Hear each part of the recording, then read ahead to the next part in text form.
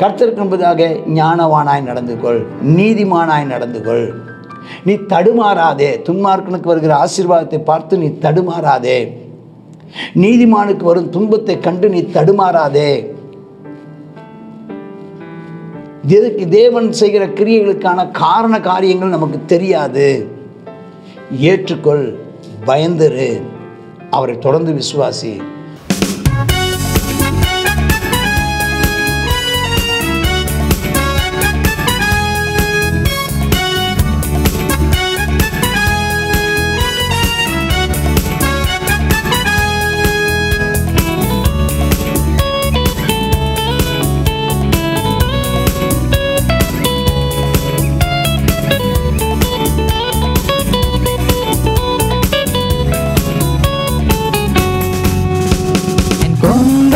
உயர்த்தினீரே, என் தலையை உயர்த்தினீரே, வெட்கப்பட்டு போவதில்லை, ஒரு நாளும் வெட்கப்பட்டு போவதில்லை, வெட்கப்பட்டு போவதில்லை, ஒரு நாளும் வெட்கப்பட்டு போவதில்லை. நன்றி தகப்பனே, நன்றி ஏசையா, நன்றி தகப்பனே, நன்றி ஏசையா. வெட்கப்பட்டு போவதில்லை, ஒரு நாளும் வெட்கப்பட்டு போவதில்லை, வெட்கப்பட்டு போவதில்லை, ஒரு நாளும் வெட்கப்பட்டு போவதில்லை.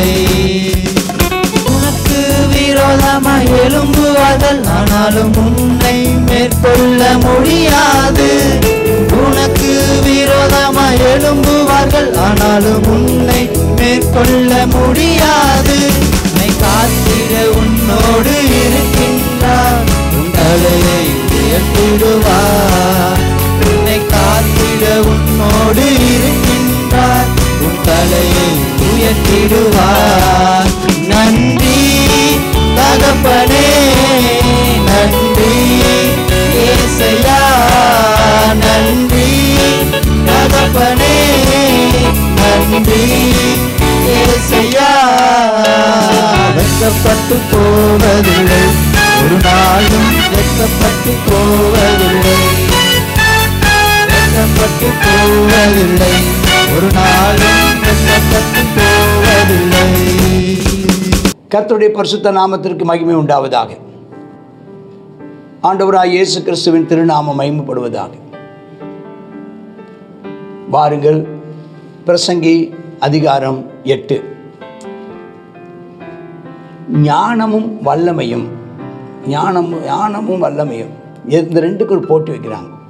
எப்படி பயமும் விசுவாசமும். விசுவாசம் இருந்தால் பயம் இருக்காது, பயம் இருந்தால் விசுவாசம் இருக்காது. இங்கே ஞானமும் வல்லமையும் நிறைய நேரங்களில் ஒன்று போல் இருக்காது. ஞானமும் வல்லமை ஒன்று போல் இருக்காது. சில நேரங்களில் வல்லமை வந்து ஞானத்துக்கு ஞானமா வல்லமையா எது உங்களுக்கு தேவை? இன்றைக்கி நிறைய பேர் பவர் வேணும் அப்படிங்கிறாங்க. பவர் வேணுமா, விஸ்டம் வேணுமா? நான் சொல்கிறேன், விஸ்டம் தான் வேணும். விஸ்டம் இருந்தால் பவரை காலி பண்ணிடலாம். ஞானம் உள்ளவனுக்கு ஒப்பானவன் யார்? ஒரு நல்ல ஞானம் உள்ளவனுக்கு நிகர் யார்? ஒன்றும் இல்லை. காரியத்தின் தாற்பயத்தை, அதனுடைய உள்ள அந்தரங்கத்தை, தாற்பயம்னா அதனுடைய துவக்கத்தை, அதனுடைய நோக்கத்தை அறிந்தவன் யார்?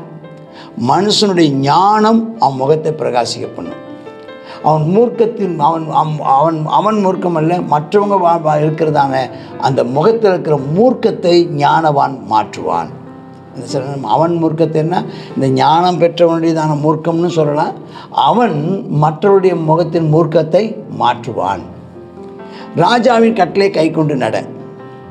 அதை நான் உனக்கு எச்சரிக்கிறேன். நீ நிறைய, அதாவது கட்டளைகள், நமக்கு ஒரு மேலே ஒரு கட்டளை இருக்கும்னா, நமக்கு ஒரு ரூல்ஸ்னு ஒன்று இருக்குன்னா அதுக்கு அனுசரித்து போகணும். நீ அது அனுசரித்து போகிறதுக்கு கர்த்தர் கிருபை தருவாரான்.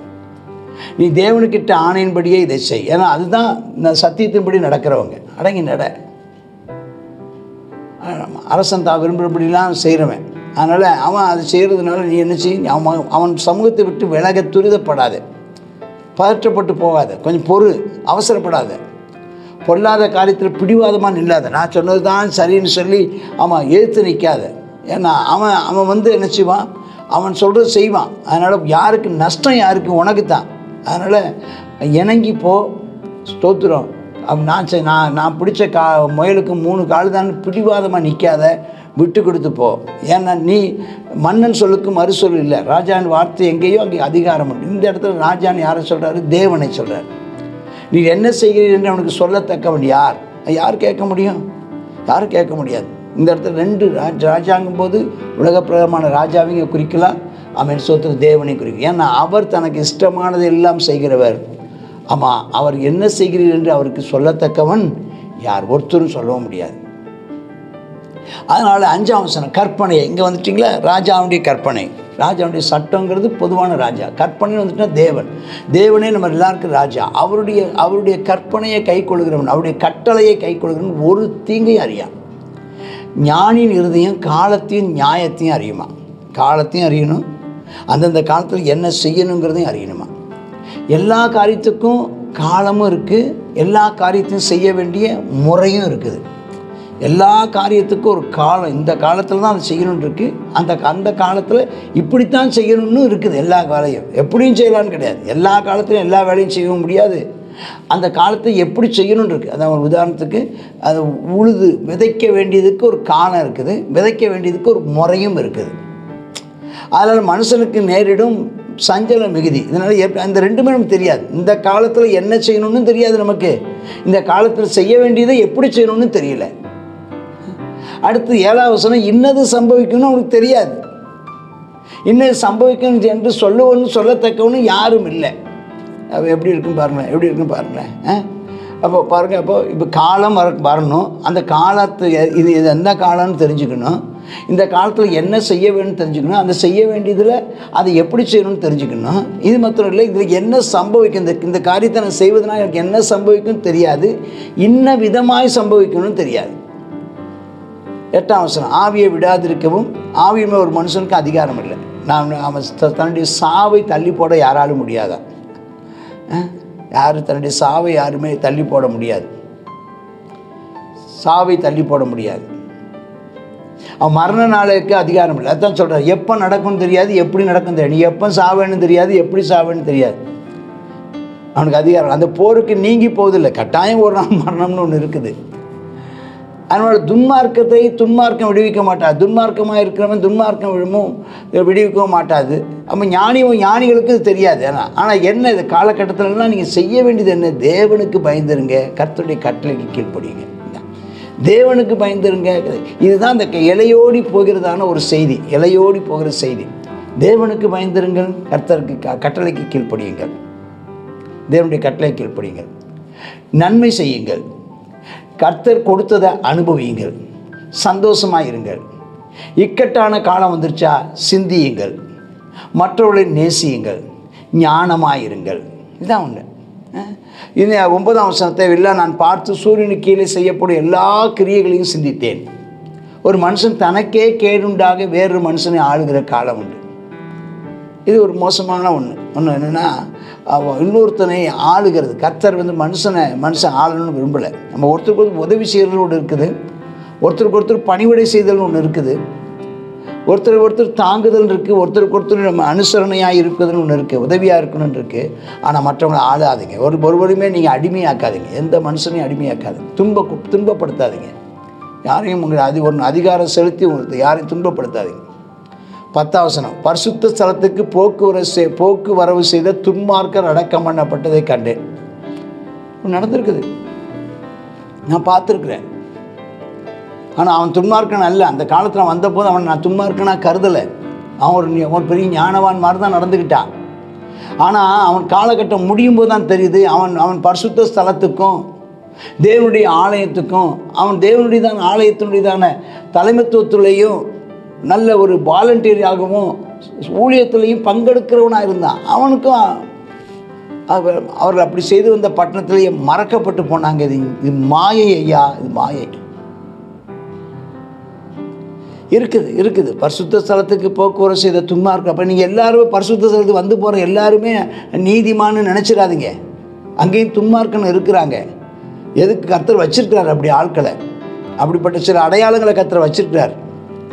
துர்க்கிரிகளுக்கு தக்க தண்டனை சீக்கிரம் நடக்காதனால அவனை பார்த்து ஒரு கூட்டம் இடறி போவதற்குன்னே கர்த்தர் என்னன்னு தெரில. ஆண்டவர் சில நேரங்களில் இடறலுக்கான கல்லையும் இடறலுக்கான அவன் பாறையையும் வச்சிருக்கார். எதுக்குன்னு தெரில. நம்ம எல்லோரும் நம்ம அதாவது அந்த அந்த நம்ம இடறுவதற்காகவோ என்னவோ தெரில, நீதிமானுக்கும் துன்பம் வருது, நம்ம துன்மார்க்கனுக்கு ஆசீர்வாதம் வருது. நம்ம இடறுவதற்காக விசுவாசத்தில் இடறி போவதற்காகவே துன்மார்க்கன் பரிசுத்த ஸ்தலத்தில் வந்து உயர்த்தப்படுகிறதையும் நம்ம அங்கே இருக்கிறதான ஒரு பரிசுத்தவான் ஒரு ஞானவான் அங்கே மட்டம் தட்டப்படுகிறதையும் நம்ம கண்ணு முன்னால் பார்க்குறோம், வேதனைப்படுறோம். ஏன் இதெல்லாம் துன்மார்க்கனுக்கு தண்டனை சீக்கிரம் தரல. பொல்லாப்பு செய்ய துணிகரம் கொண்டிருக்குதா? பாவி 100 தரம் பொல்லாப்பு செய்து நீடித்து வாழ்ந்து என்ன புண்ணியம்? தேவனுக்கு பயந்து அவருக்கு பயந்து நடக்கணும். அவர் பயந்து இருக்கிறவங்க தான் நன்றாக இருப்பார்கள். துன்மார்க்கன் நன்றாக இருப்பதே இல்லை. நன்றாக இருப்பது போல அவனுக்கு தெரியும். அவன் தேவனுக்கு முன்பாக பயப்படாது இருக்கிறபடியால் நிழலை போல் இருக்கிறான். அவன் வாழ்நாள் நீடித்து இருப்பதில்லை. நீண்ட காலம் இருந்தாலும் அவன் அவன் அவன் பரலோகத்தை சுதந்திரிப்பதில்லை. 14ஆம் வசனம், பூமி நடக்கிற வேறொரு மாயையான காரியம்னு சொல்கிறார். என்ன காரியம்னா அதாவதுன்னு சொல்கிறாரு, துன்மார்க்கன் கிரியைக்கு வருவது போலவே நீதிமானுக்கும் வருது. துன்மார்க்கனுடைய கிரியைகளையும் கர்த்தர் சில நேரங்களில் என்ன செஞ்சு போடுறார்? அழித்து போடுகிறார். சில நேரங்களில் நீதிமான்கள் செய்கிற கிரியைகளையும் சில நேரங்களில் அழித்து போடுகிறார். துன்மார்க்கன் இந்த மாதிரி இதெல்லாம் துன்மார்க்கனுக்கு தான் இப்படி நேரிடுன்னு பார்த்தா நீதிமானுக்கு இப்படி நேரிடுதே. துன்மார்க்கன் குடும்பத்தில் தான் இப்படி நடக்கும்னு பார்த்தா நீதிமானின் குடும்பத்தில் இப்படி நடக்கிறது அனுமதிச்சிட்டாரே கர்த்தர். ஏன் இப்படி வருகிறது? துன்மார்க்கன் கிரிக்கு வரும் பொழுது நீதிமானுக்கு வருது, நீதிமானின் கிரிகளுக்கு வரும் பொழுது துன்மார்க்கனுக்கு வருது. இதெல்லாம் இடரல் வச்சிருக்காரு. இதெல்லாம் அதாவது நீ இதுக்கு இப்படிலாம் இருக்கிறதுனால நீ கர்த்தருக்கு பயப்படுகிறாயா? கர்த்தரை விட்டு என்ன நம்ம நீதியாக நடந்து என்ன பிரயோஜனம் சொல்லி பாவம் செய்ய போகிறாயா? ஆகையால் நான் களிப்பை புகழ்ந்தேன். களிப்பாக இருக்கிறது நல்லது. புசிப்பது குடிப்பது மகிழ்ச்சியாக இருப்பது அல்லாமல் வேறு ஒரு நன்மை ஒன்றும் இல்லை. தேவன் அவனுக்கு தந்த ஜீவ காலத்தில் அவன் பிரயாசத்தினால் அவனுக்கு நிலைக்கும் பலன் இதுவே. அதனால் கர்த்தர் கொடுத்ததில் சந்தோஷமாக இரு. கர்த்தர் கொடுக்காததுலையும் ஜெபம் பண்ணு. கர்த்தர் உனக்கு கொடுக்கலன்னா ஜெபம் பண்ணு. கொடுத்தா என்ன செய்ய? சந்தோஷமாக அதை அனுபவி. நம்மளால் நிறைய காரியத்தை புரிந்து கொள்ள முடியறதில்லை. 16ஆம் வசனம் சொல்கிறாரு, ஞானத்தை அறியவும் மனுஷன் இரவும் பகலும் கண்ணுறக்கம் இல்லாமல் பூமியில் செய்யும் வேலைகளை பார்க்க மனதை செலுத்தினாராம். ஞானம் எப்படி இருக்கும்? இரவும் பகலும் வேலை செஞ்சுக்கிட்டே இருக்கிறான் பாருங்கள். முழு உலகத்துலேயும் இரவு பகல் நைட்டு ஷிஃப்ட்டும் பகல் ஷிஃப்ட்டும் நடந்துக்கிட்டே இருக்குது. அது இன்றைக்குன்னு இல்லை, 3000 வருஷத்துக்கு முன்பதாக சாலமன் காலத்தில் நடந்திருக்குது. 2 ஷிஃப்ட்டும் நடந்துகிட்டே இருக்குது. எல்லாம் தேவன் செய்கிற சகல கிரியைகளையும் பார்க்குறாரு. அது இதுக்கு நடக்கப்படுற காரியங்களெல்லாம் பார்க்குறாரு. பார்த்தபோது ஒரு காரியத்தை அவர் கவனிக்கிறாரு. சூரியனுக்கு கீழே செய்யப்படும் கிரியை மனுஷன் கண்டுபிடிக்க கூடாது என்று கண்டார். என்ன நடக்கும்? தான் செய்கிற காரியத்தினுடைய விளைவு எப்படி இருக்குன்னு அவனுக்கு தெரியாது. அதை அவன் ஏன் செய்கிறோம் அப்படிங்கிறது அவனுக்கு தெரியாது. ஏன் செய்கிறோங்கிறதும் தெரியாது. ஏதோ அவன் தன்னுடைய வாழ்க்கையை அவன் வாழ்ந்து கொண்டிருக்கிறான். எப்படியாவது வாழ வேண்டும் என்று அவன் செயல்படுகிறான் என்று வேறு ஒன்று அவனுக்கு முன்னே இல்லை. சர்வைவல், எப்படியாவது நம்ம காலத்தை ஓட்டணும்னு ஓட்டிகிட்ருக்கிறான். அதில் ஏன் அந்த மனுஷன் அந்த தேவனால் செய்யப்படுகிற கிரியைகளை கவனித்து பார்க்க அவன் ஸ்தோத்திரம் கண்டுகொள்ள இயலாது. ஆனால் ஞானமுள்ளவர்களுக்காக தெரியுமான்னு பார்த்தா அவர்களுக்கும் தெரியாது. அப்போ தேவனுடைய கிரியைகள் நம்முடைய கண்களுக்கு மறைவாக இருக்கிறது. நாம் அதை அப்போ என்ன சொல்ல வர்றாருன்னா, ஸ்தோத்திரம், தேவன் உனக்கு அறிய கிடைக்க பண்ணினதில் வெளிப்படுத்தப்பட்டவைகளில் நீ உண்மையாயிரு. உனக்கு வெளிப்படுத்தப்பட்ட காரியங்களில் நீ நேர்மையாயிரு. கர்த்தருக்கு என்பதாக ஞானவானாய் நடந்து கொள், நீதிமானாய் நடந்து கொள். நீ தடுமாறாதே. துன்மார்க்கனுக்கு வருகிற ஆசீர்வாதத்தை பார்த்து நீ தடுமாறாதே. நீதிமானுக்கு வரும் துன்பத்தை கண்டு நீ தடுமாறாதே. தேவன் செய்கிற கிரியைகளுக்கான காரண காரியங்கள் நமக்கு தெரியாது. ஏற்றுக்கொள், பயந்துரு, அவரை தொடர்ந்து விசுவாசி. ஆசீர்வாதமாக உன்னை நடத்துவார். Amen, amen. God bless you. பிரசங்கி 8வது அதிகாரம். இந்த 8வது அதிகாரத்தில் ஞானம் முகத்தை என்ன செய்யுமா? பிரகாசிக்க பண்ணுமா. அப்போ நம்ம என்ன செய்யணும்? எண்ணத்தை சம்பாதித்தாலும் ஞானத்தை சம்பாதித்துக்கொள்னு சொல்லப்பட்டிருக்கு. நம்ம என்ன செய்யணும்? ஞானத்தை என்ன செய்யணும், வேத வசனத்தின் மூலமாகவும் தேவனுடைய வார்த்தைகள் மூலமாக அதிகமாக ஞானத்தை சம்பாதிக்க ஞானமாகிய கிறிஸ்துவை நாம் சம்பாதித்துக்கொள்ள நாம் தீர்மானம் பண்ணுவோம். தேவனுடையதான கட்டளைக்கும் தேவனுடையதான கட்டளைக்கும் மனுஷருடைய கட்டளைக்கும் என்ன செய்யணுமா, நம்ம கீழ்ப்படிந்து நடக்கணுமா. அப்போ அவன் தான் நீதிமான்னு சொல்லி பார்க்குறோம். அடுத்ததாக பொல்லாப்பு செய்கிற பாவி நீடித்து வாழ்ந்து பிரயோஜனம் இல்லை. அதை விட தேவனுக்கு அஞ்சி நடக்கிறதான அந்த பயந்து நடக்கிற அந்த ஒரு நல்ல நீதிமானே நல்லா இருப்பான் அப்படின்னு சொல்லி பார்க்குறோம். அதனால் இந்த நாளில் நம்ம துர்க்கிரியை செய்து நிறைய நாட்கள் 70 வருஷம் 90 வருஷம் 100 வருஷம்னு இருக்கிறவங்கள பார்த்து நம்ம பொறாமப்படக்கூடாது. அவங்க பாவிகள் இவ்வளோ நாள் நல்லா தானே இருக்கிறாங்க, நம்ம தானே இவ்வளோ கஷ்டப்படுறோம்னு நினைக்காதீங்க. நம்ம தேவனுக்கு பயந்து பொல்லாப்புக்கு விலகுகிற மனுஷர்கள் தான் பாக்கியவான்கள் அப்படின்னு சொல்லி நம்ம பார்க்குறோம். துன்மார்க்கருக்கு நடக்கிற மாதிரி தான் பாவிக்கும் நடக்குது, நீதிமானுக்கும் நடக்குது. நீதிமானுக்கு நடக்கிற மாதிரி தான் துன்மார்க்கருக்கும் நடக்குது. இது ஒரு குழப்பத்தை கர்த்தர் உண்டாக்கி என்ன செய்கிறாரா, நிறைய பேருக்கு ஒரு இடரலாக காணப்பட்டாலும் நம்ம என்ன செய்யணும், நாம் நன்மையாகவே இருக்கணும், நல்லவனாகவே இருக்கணும், நீதிமானாகவே இருக்கணும், நன்மையே செய்ய கர்த்தர் நமக்கு கிருபை தருவாராக. இந்த நாளிலும் தேவன் செய்கிற சகல கிரியை நம்முடைய தானே வாழ்க்கையில் என்னென்ன நடக்குதுங்கிறது எதுவுமே நமக்கு என்ன செய்யாது, தெரியல. ஏன் இது நடக்குது, ஏன் என்னுடைய வாழ்க்கையில் இப்படி நடந்துச்சு அப்படிங்கிறது என்ன செய்கிறதில்ல, கர்த்தர் மனுஷனுக்கு காட்டுறதில்லை, அதை மறைத்து வைத்திருக்கிறார். ஞானவான் கூட அதை என்ன செய்ய முடியாதான், கண்டுபிடிக்க முடியாது. ஞானியாகிய சாலமோன் சொல்லியிருக்கிறார் இதை. அப்போ அவரும் ஆராய்ந்து பார்த்துருக்கார், ஏன் எனக்கு இப்படி நடக்குதுன்னு அவரால் என்ன செய்ய முடியல, கண்டுபிடிக்க முடியல. அமர்ந்திருந்து நானே தேவன் என்று அறிந்து கொள்ளுங்கள் என்று சொல்கிறார். நம்ம பொறுத்திருந்து என்ன செய்வோம், தேவனுடைய கிரியைகளை நாம் என்ன செய்வோம், பார்ப்போம். கர்த்தர் நமக்கு செய்கிற நன்மையை பொறுத்திருந்து அந்த ஆசீர்வாதத்தை பெற்றுக்கொள்வோம். ஜெபம். அப்பா உமக்கு நன்றி ஆவியானவரே, இந்த வேலைக்காய் உமக்கு நன்றி செலுத்துகிறோம். கர்த்தாவே நீர் எங்களுக்கு செய்கிற அப்பா எல்லா காரியத்தையும் கர்த்தாவே நாங்கள் அப்பா ஸ்தோத்திரம் ஆண்டவரே, ஏன் இதை செய்தீர் என்று சொல்லி நாங்கள் கேட்கிறதற்கு இல்லை அப்பா. அப்பா நாங்கள் பொறுமையாக இருந்து உம்முடைய வழிகளை நாங்கள் தியானிக்க எங்களுக்கு கிருபை தாரும். கர்த்தாவே அப்பா ஸ்தோத்திரம், நாங்கள் ஞானமாய் நடக்க எங்களுக்கு பலன் தர வேண்டுமாய் ஜெபிக்கிறோம். உம்முடைய கட்டளைகளுக்கு நாங்கள் பயந்து மனுஷருடையதான வார்த்தைகளுக்கும் கர்த்தாவே அப்பா அதிகாரிகளுக்கும் நாங்கள் கீழ்ப்படிந்து நடக்கிறவர்களாய் காணப்பட எங்களுக்கு கிருபை தர வேண்டுமாய் ஜெபிக்கிறோம்.